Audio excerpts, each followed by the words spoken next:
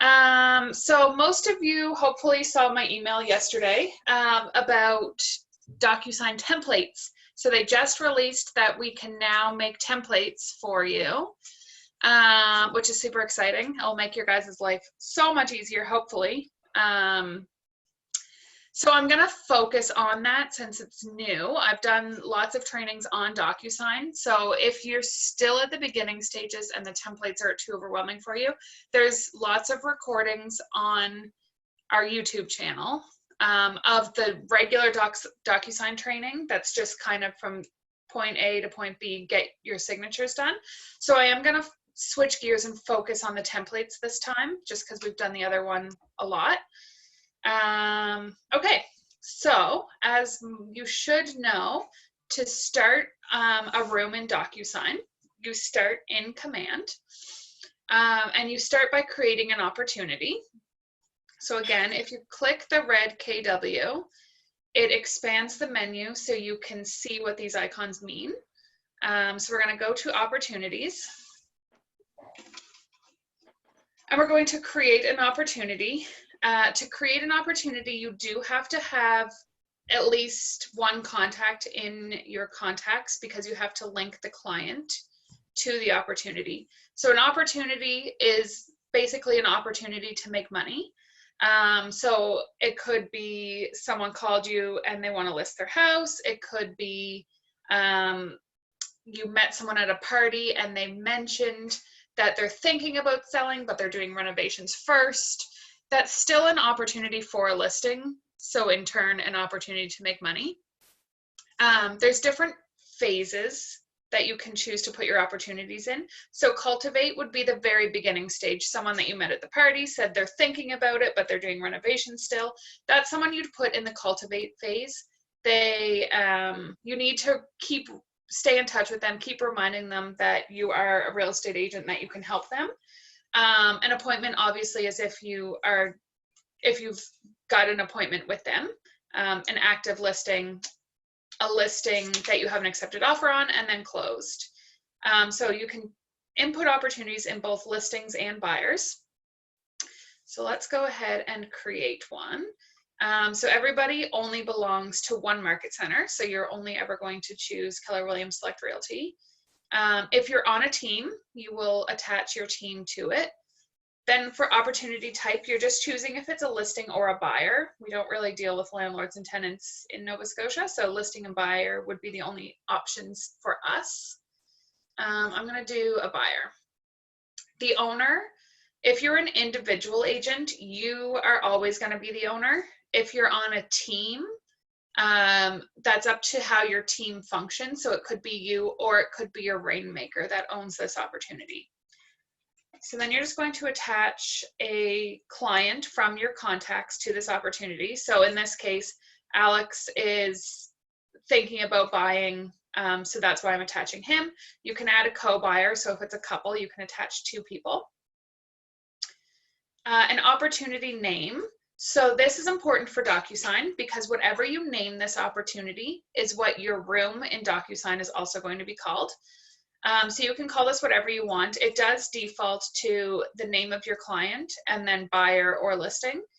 If it's a listing, you probably know the address, hopefully, so you can name it the address. If it's a buyer, you don't necessarily know an address yet. So I'm just going to leave it as that for now. The rest is optional, so you can tag it if you'd like. So if you want, that's for your organization and your tracking, so you can create tags. So let's say you did a marketing, let's say you had a booth at a home show and you collected contact information there, and then you create a tag called Home Show 2020. So then you're essentially tracking all of the opportunities that you gained from being at that home show. So you can then tell if it's worth going in it next year or not. That's totally up to you how you use that, and you don't have to as well. It's not required. Estimated close date, you don't necessarily know. So if you have no idea, you can leave it blank. Timeframe budget, That's all to calculate your commission over here. It's not important for Docusign, so I'm just going to buzz by that. You do have to put in a commission rate. It's required. It can be changed in the future if it does change. And then your opportunity phase. So is this someone that you're putting in the cultivate phase, or do you have an appointment with them, or is it an active buyer? So I'm just going to put this one in active and create. So now that we've created our opportunity, if we click on the Documents tab, we will see a button here that says Start a Transaction. So this button is what takes you into Docusign. So once I click this, it's going to open a new tab with Docusign.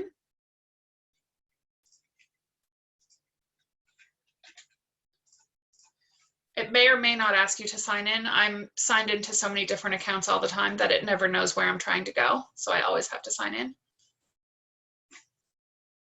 Okay, so it opened up Docusign and it created the room for me. So if you're used to dot loop, a room is the same as a loop.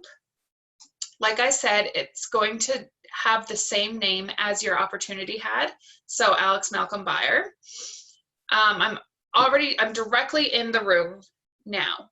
So there's so many ways to use Docusign. I used to show you uploading your documents in the Documents tab, but because we're going to cover the templates, I'm not going to do that this time. But you still have to add your people into your People tab. So I'm here as the agent, and then it always has the Market Center Administrator. And I'm not sure if you guys have KW Admin or if that's just me because I am KW Admin, but they're essentially nothing. You can just ignore those. So you have to add your clients.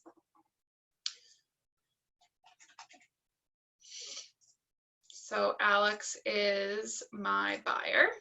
Erin? Yep. I mean, moving fairly fast. Can you say to the right, to the left, to the top, to the bottom? Because you're moving that cursor and I have no idea how you got to invite to room. Like you just... Oh, sorry. There was, I clicked on the People tab and then invite. And invite was the top right. So I'm adding my client. So he is my buyer. So I'm just going to click invite. If I had another buyer, I would do that again. So Marianne, I clicked on the People tab right here. Yep. See my mouse? Yes, I see it. Okay, and then the invite button to the right. Yes, thank you. So if I had another buyer, I would invite them as well. For right now, I'm just going to do the one buyer. So now I'm going to go to my Envelopes tab. So every time you need paperwork signed, you have to put it in an envelope. So this is different than dot loop if you're used to dot loop. So just think of real traditional mail. If you were sending documents to somebody in the mail, you have to put it in an envelope. You can't just put documents in the mail. They're not going to get anywhere if they're not in an envelope. Also, if you choose to send them new paperwork, you have to put it in a new envelope. You can't retrieve that envelope to put more paperwork in it, okay? Once that envelope is sent, you can't do anything to it. You have to start a new one every single time.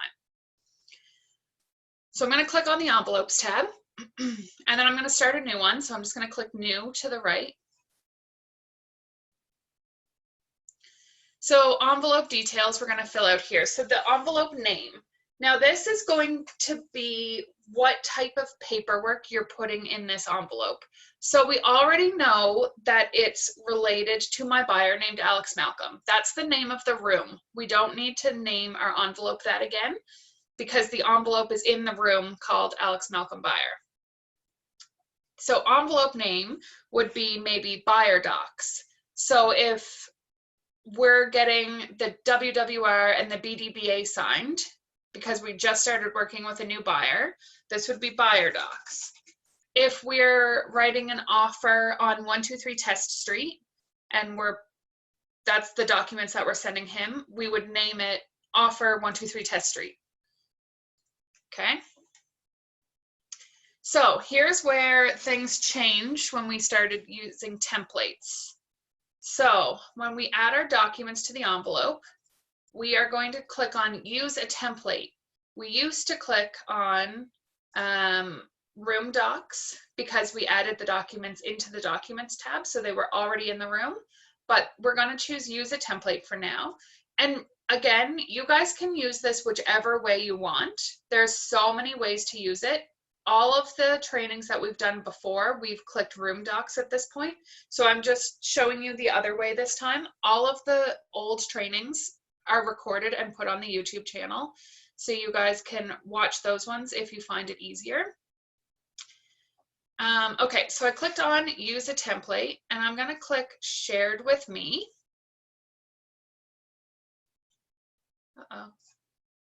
Maybe, okay, never mind, they're in my templates. And so there's a search bar here, so you don't have to scroll through and find what you're looking for. You can start typing it in. We aren't finished putting all of the templates in yet, so just bear with us as we get them in. So I think Jess started with listing documents, actually. Okay,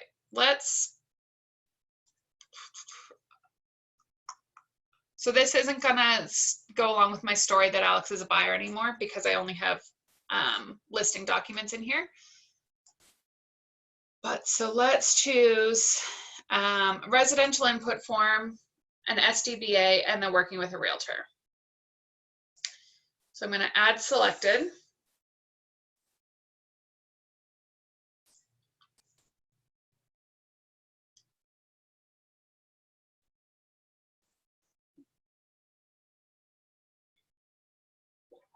Maybe. There we go. I'm just going to change this to listing docs. So here you can rearrange the order that these documents are in because your WWR should be signed first. So you want to make sure that's first. These two doesn't matter the order. But you can drag them around at this stage to choose the order. So now for add a recipient, this is extremely important. So we're going to click add recipient. You have to, if you're using the templates, you have to choose pre-tagged roles. So when they come up, you have to say who's who. So you are going to be the agent. So the role here is agent, and then recipient, I'm going to choose myself. And I've now decided that Alex is a seller instead of a buyer. So for seller 1, I'm going to choose Alex. So this is why you have to put them in the people tab or they won't be in this drop-down list. So make sure you put them in the people tab before you start making envelopes. If I had 2 sellers, I could choose my other seller here. But for right now, we're just going to do the 1. And then, oh, why did only 1 add? Oh, there we go. My internet is being very slow. So again, just like before, we can choose the order. So if I want to sign things first, I can deem me as number 1 and my agent or my client as number 2. That's up to you if you use that or not. But in this scenario, Alex will not receive the email with documents until I'm done signing myself. Or I can leave us both as number 1 and we both get the documents at the same time. So then our email subject, so we'll say listing 123 Test Street. So this is what your client's going to see. Here are the listing docs.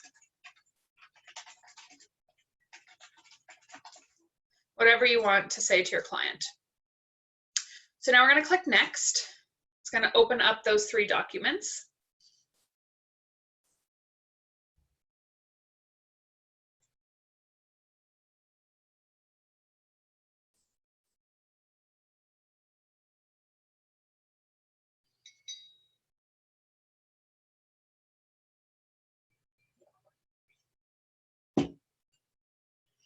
Okay. So just like before, everything's color coded.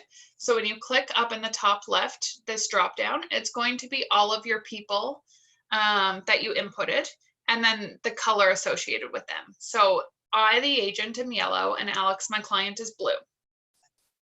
So if we scroll down, you'll see because we used the templates, this initial box is already here, so we don't have to do it.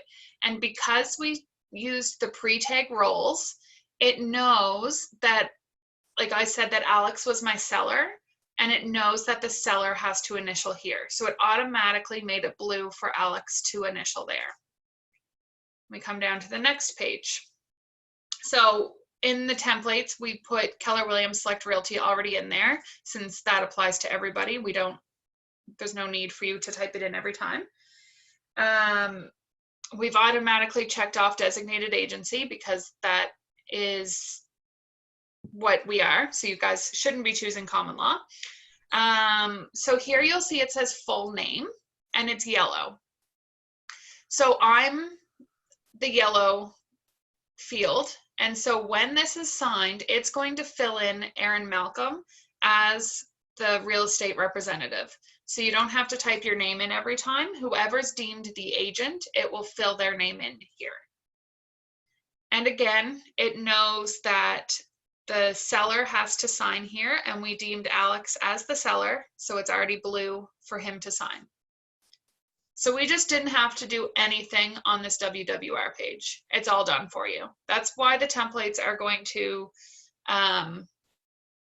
save you a ton of time. So now we move down to the SDBA. Again, so the name of the seller, we know that Alex is blue. And so once this is signed, it's going to fill in his name for you. You don't have to type in their name. We've already filled in our information here.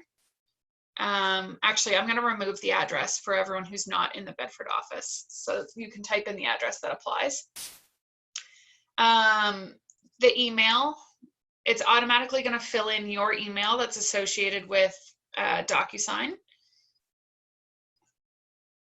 Here, you still have to type things in. So the property, you'd still have to type all of this in the same as before.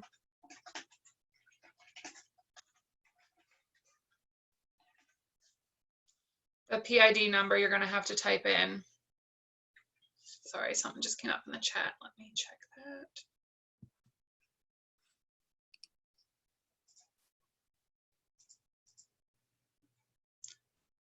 Erin, I was talking about under the brokerage where it says phone number. I always put my phone number there. Yeah, that's fine. So that's a text box. So you would just, sorry, 1 sec. Mailman's here.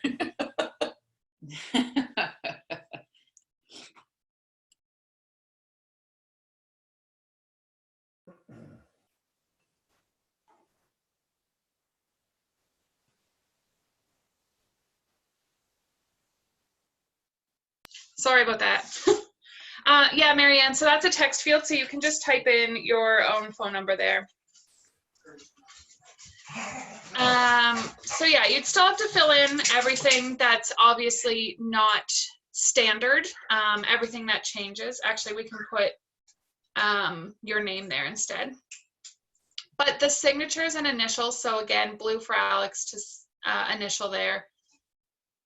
Then the check boxes are all here for you, so you can just choose whichever apply, put in your dates.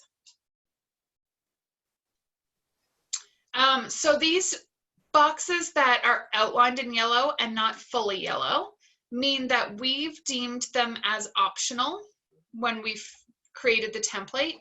So if it's filled in yellow, it's required, you have to fill it in. If it's just outlined in yellow, it's optional. Because, so we don't know, you're either going to fill in either a % or a dollar amount, not both. So we've made them both optional. Okay. So again, down here, have the seller to sign and then the agent to sign. So if I had put in 2 sellers, a third signature box would be here. But because we only filled in one seller, it automatically removes anything deemed seller 2. Does that make sense? Erin? Yeah. I had one yesterday and I had 5 people had to sign. Well, if that happens, you will have to continue, like add more text or signature boxes yourself. Okay. So in the recipients, you would add 2 of them in our like placeholders as seller 1, seller 2, but then you'd have to add people manually and make them like seller 3, 4, and 5. But we're making the templates for like most practical, because usually it's 1 or 2. So I can still use the template, but just manually add my signature initial date. Yeah, so if I had 5 people in this list, I would then just like choose the 4th person and bring the signature box over for them. Yep. And it would be a different color. Yep. Do we need to fill in the blue boxes as well? No, the blue boxes are assigned to your client. Blue is for seller 1. So that's a signature and a date signed field. So they're not even to be filled in. It automatically happens when they sign.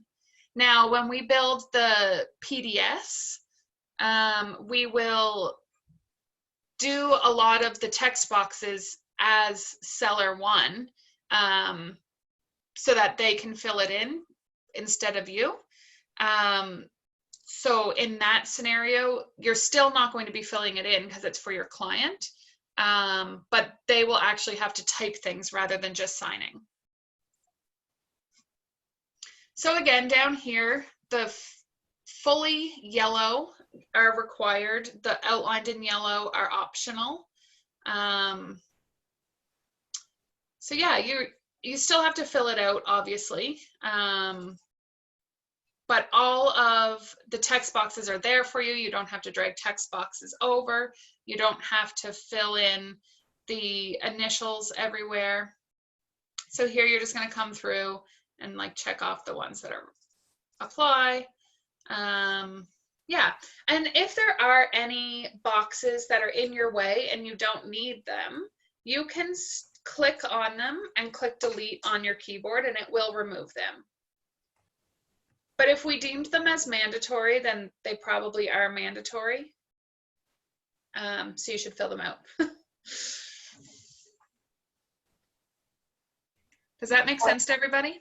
If we're signing first and all these boxes are in, by the time the client gets it, they don't see all those yellow and blue. All they see is where they have to sign, right? Right. Same as before. Okay. Yeah. All right, so I'm just going to click send here. Now, I didn't fill out all of the required boxes, so it's not going to be easy to sign because it's going to say this box needs to be filled in and you didn't do it, fill it in now.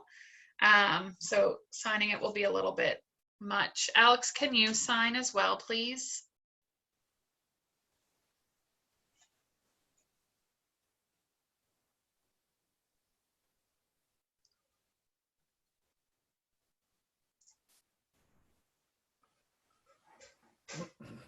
Oh, why doesn't it want to let me sign?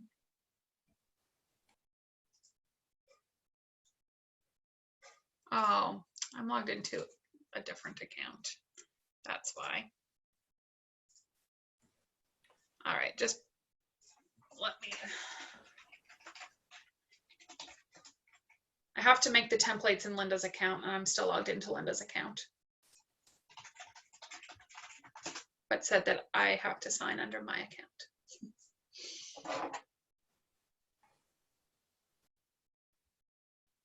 That shouldn't happen to you because you shouldn't be signing several accounts or signing into several accounts, I mean.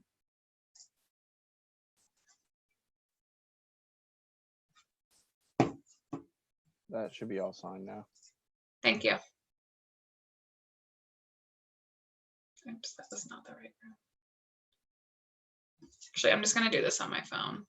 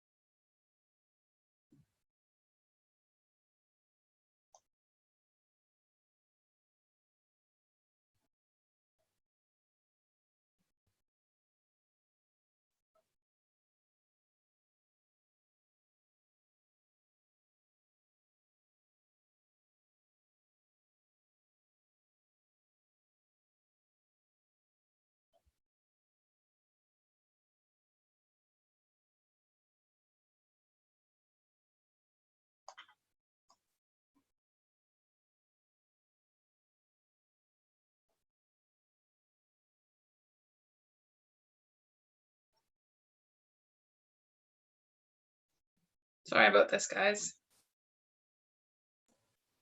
So Aaron, it's Carl. Can you hear me? Yeah. Is it planned to do all the templates and put them in Docusign at some point? Yeah, it only became available the other day, so Yeah, that's we've got great. a couple in. Save a lot of work for sure. Yeah, most definitely. Aaron, will Great. you input the FinTrack forms as well? Yeah. Perfect. So really, you won't have to download them from web forms at all. They'll all be there. No, not if this is the way. And like I said, you can still do it whichever way you're most comfortable with. This is just another option. Thanks for your hard work on this. Appreciate it. No problem. Also, this is what sparked the new trade record sheets, if you saw that email this morning. Because it was hard to fit the text boxes in all the small spaces. So it got cleaned up. So will the trade record sheet be on this as well? Yeah, it already is. Oh, wonderful.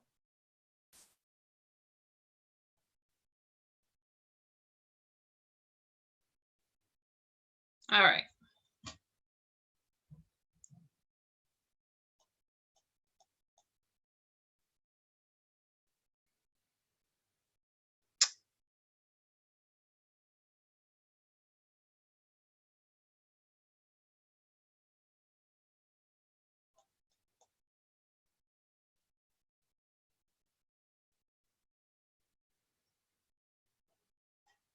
I should have chose templates with less required text boxes.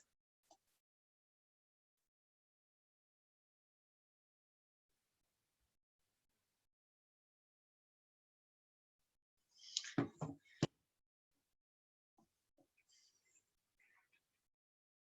we go. All right. So I just finished and Alex finished. So if I refresh, now you'll be getting emails saying who finished when.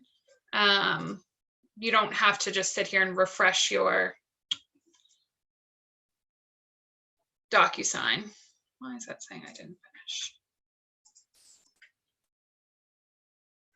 I just got the email saying that you did. Okay. Must have refreshed too soon. There we go. All right. So now if we view documents, I just want to point out a couple of things. So the name fields that I was saying, they were either yellow or blue and it said full name in them. So you can see it now filled in my name because it was a yellow field, which I was deemed yellow. So it filled in my name once it was signed. So that applies on everywhere that the full name is, just so you don't have to continuously type in names. It's deemed as like seller one's name goes here. So it will just be filled in with who you deem as seller one. Does that make sense?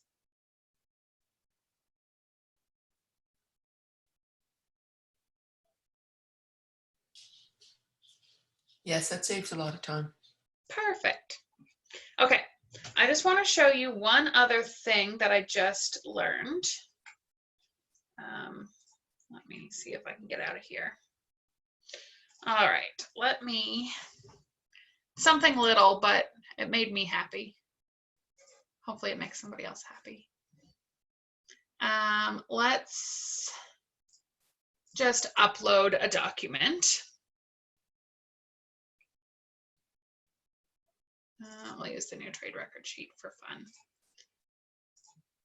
So I'm not using templates in this scenario.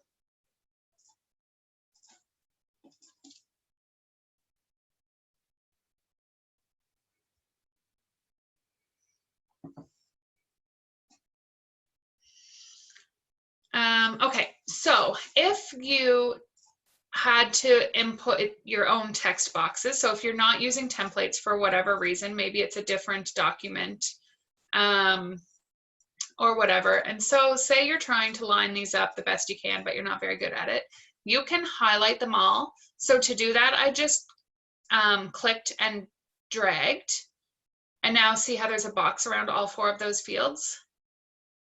Over here, it says 4 fields selected, And these buttons are for aligning them. I just learned it and it made me so happy. So this one is going to move all 4 of those boxes to the left. This one would move it all to the right. This one would move it all to the top or all to the bottom. So in this scenario, I would do left, and then it aligns them so they're all in line.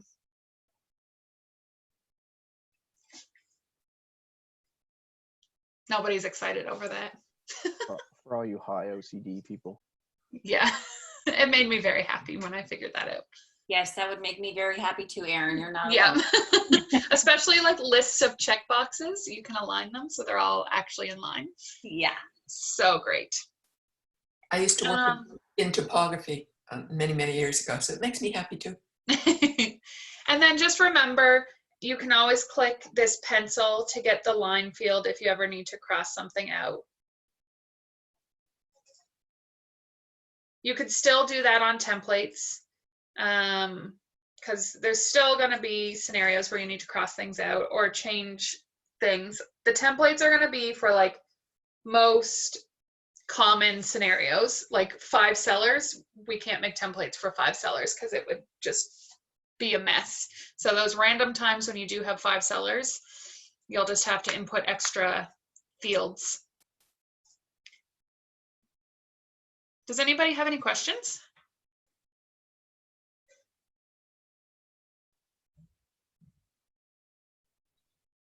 Do you want to back up on that markup tool? Yeah. So normally you're at the standard fields option, Yes. which is what you normally get. So if you just click the pencil, it goes to markup tools and then line. Okay. And then you just click, move your mouse to where you want the line to end and click again. Perfect.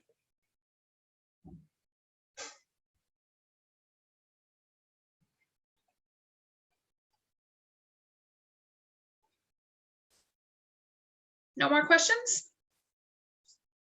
So at this point, we downloaded the trade record sheet, but it will be one of our selections. Yeah, it is actually already there. I didn't have to do that. I just wanted to show you if you were adding your own text boxes that you could align them. Okay. So I didn't use the template because I've been aligning them as I make the templates. But if you ever were uploading your own document, you could do that.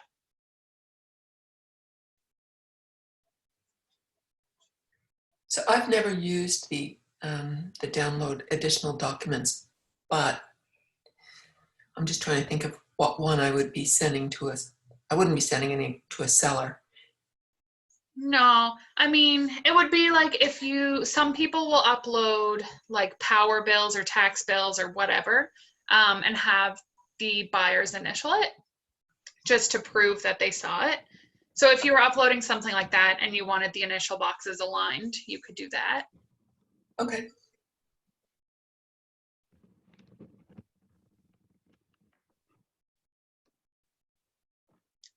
If there's no more questions, that's really all I had. So just bear with us. It will take us some time to get all of the templates in, but we are working on it. We started with the KW forms since they aren't fillable in web forms. I have another question. I guess one that you might upload would be the waiver. The waivers and the templates. Okay, super. Can anybody hear me? Yeah. Oh, it's the first time this has happened. Hi, Erin, it's Mike. Hi. My mic never works, so I know, you got it fixed. I guess I don't know what happened, but I don't know. It may just be the other ones that it wasn't working on. You can hear me here. Like it was odd because sometimes it works and sometimes it doesn't. Yeah, we can hear you perfectly. Wonderful. Well, I've been trying to do sign language to let people know I'm okay, and yeah, that's good. Here's my thumb. Thanks. Yeah. Yeah, Betty Jo, this will be a game changer. So for anyone who's still on Dotloop, hopefully this will help switch you to Docusign so you can stop paying for Dotloop. Yes, you just won me over, Erin. Good. I think Dotloop's like $30 a month or something now. Yeah. Something crazy. Pretty hefty. And with trying to lower your expenses right now, that's an easy one since you have an alternative free program. Aaron, you sold me with these templates. Good. We've been begging to be allowed to create templates since we got it, and finally they implemented it.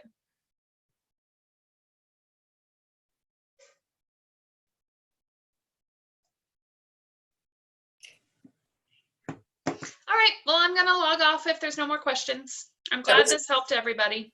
It was a great instruct. Even Good. for, So Thank much, you. Aaron. even for You're me, as welcome. a dinosaur. It's great. Thanks. Bye-bye. Bye.